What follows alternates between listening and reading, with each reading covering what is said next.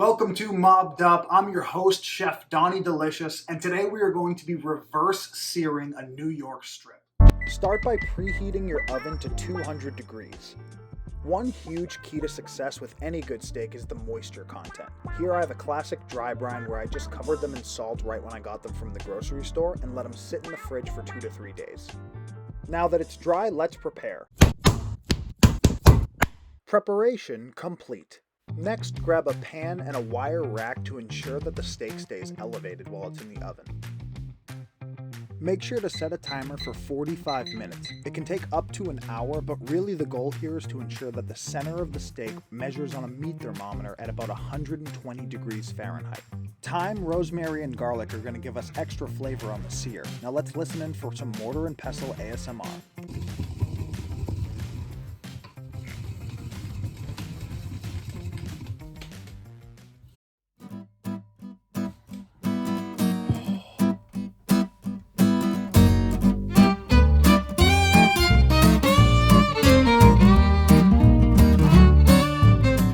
Cut off a nice chunk of butter in preparation for the sear.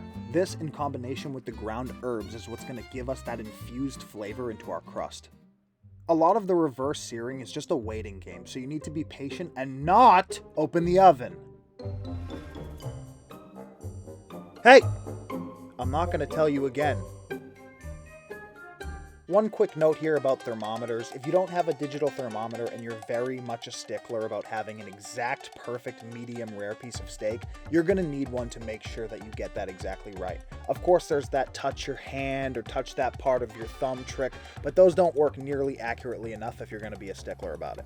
121.6 degrees Fahrenheit, just about perfect for the center of that steak. Using some home-rendered tallow here to make sure we get the sides all seared up.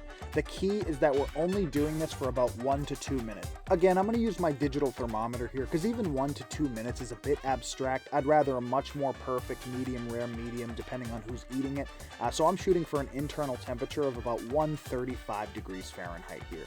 When searing, I'm a bit rougher with my meat than a professional chef would recommend, but I don't really give a shit what they think because it's my show, so sear it however you want. Just get the internal temperature and timing right and you're good to go.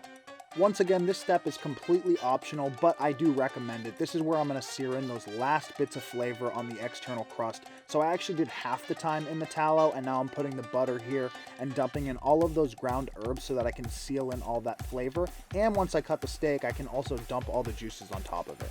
If you're wondering why tallow and butter, it's because tallow has a much higher smoke point than butter does. So when I initially put it on the pan, I can crank it up to medium high, maybe even high to get a nice browning on the outside of the steak. And now I'm actually lowering the heat down to about a 3 out of 10 so that the butter doesn't burn, it can infuse with all the flavors, and I can get that well baked into the outsides of the crust of the steak.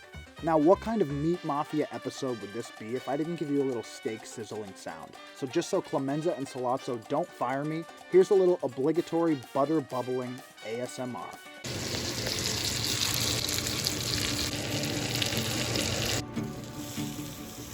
Damn, I'm good. Yeah, we're gonna need that in instant replay.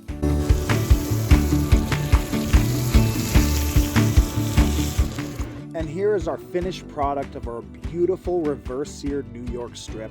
There's a lot of contention about the whole should you let it rest 5 to 15 minutes. I have always let my steak rest at least 10 minutes. I'd recommend you do the same, but make sure you factor that into your cooking time. Before you all start screaming and commenting slurs below, yes, I admit I cooked it 30 seconds too long because I was trying to film at the same time and it became medium instead of medium rare. But it was still delicious, and if you don't believe me, here's some disgusting chewing followed by a perverted groan.